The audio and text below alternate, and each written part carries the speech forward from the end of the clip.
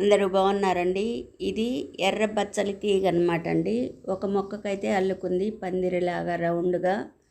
ఈ కనిపిస్తున్నదేమో పొన్నకంటాకు అంటారు కదా, అదనమాట. చాలా అయితే అల్లుకొని ఉంది. ఇది మొత్తం ఖాళీ ప్లేసు. ఇదిగో చూడండి, ఇది మొత్తం ఇలా అల్లుకుందండి. కాయకైతే వచ్చింది. పొడవుగా ఉన్నాయి కదా, అవైతే కాయలన్నమాట. ఎక్కడ కూడా ఆకుకి ఒక బెచ్చం కూడా లేదండి. పురుగు అయితే అస్సలు లేదనమాట. చాలా అయితే బాగుంది తాజాగా ఆకు. ఇలా వచ్చినాయి కాయలు. తుంపేస్తే మళ్ళీ తీగ పొడవుగా వస్తుంది అనమాట. ఆ కాయ ఉంటే మటుకి ఇలా చిట్టి చిట్టి ఆకులు వస్తాయండి.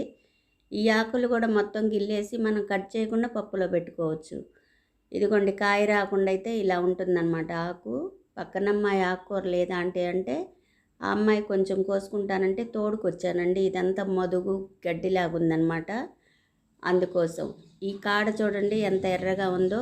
ఈ ఆకు తిన్నా కూడా రక్తం పడుతుందంటండి, బాగుంటుందంట తిన్నా కూడా ఆరోగ్యం.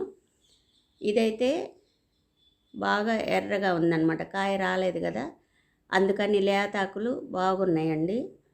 ఆ తర్వాత చూడండి, పొన్నకంటాకు కనిగిరి సైడ్ వారైతే ఇక్కడ ఉన్నారండి. వాళ్ళు ఎక్కువ ఇష్టంగా వాడతారు ఈ ఆకు. వాళ్ళు ఆకులు కట్ చేసుకున్నాక ఇటు పడేశారనమాట కాడలు.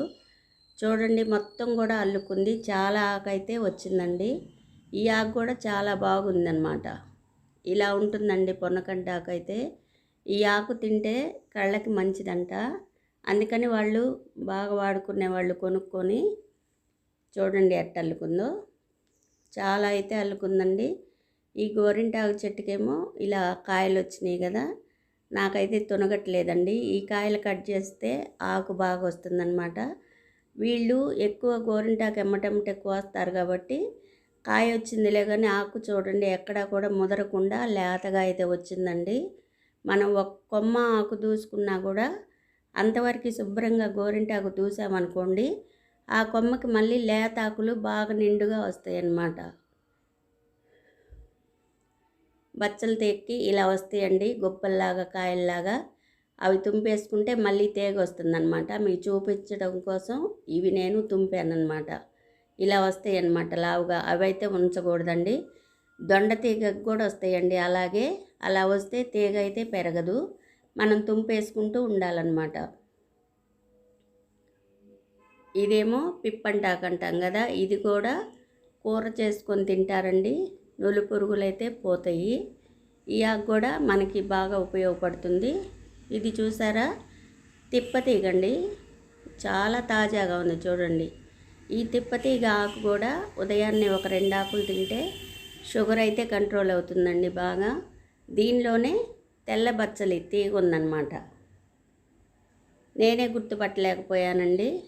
దానిలో అలా ఉంది. ఈ అమ్మాయి కోసుకుంటుంది కదా, తనకి కొంచెం ఆకుకూర అవసరమై వచ్చానమాట. ఇప్పుడు చూడండి, నేను కట్ చేసేది తెల్ల బచ్చలి ఆకు అన్నమాట. ఇది కూడా చాలా బాగుందండి తాజాగా. ఇది బచ్చలి ఆకు అన్నమాట. ఇప్పుడు తిప్పతీగ ఆకు చూడండి, ఇదేమో తిప్పతీగ ఉంది ఈ ఆకుల పక్కన. ఇప్పుడు నా చేతిలో ఏమో బచ్చలి కూర, అదిగోండి ఇదేమో తిప్పతీగ. ఆ రెంటికి తేడా అసలు చూడండి, అంత బాగున్నాయి అన్నమాట ఆకులు. ఎందుకంటే ఈ ఖాళీ ప్లేస్లో ఎక్కువ గడ్డి అది మొలిసింది కదండి, బాగా అయితే నేలలో బలం ఉంటుందన్నమాట. అందుకని అంత తాజాగా అయితే వచ్చినాయి. ఇవన్నీ తీగలేనండి, అన్నీ కూడా మనకి ఉపయోగపడేయనమాట.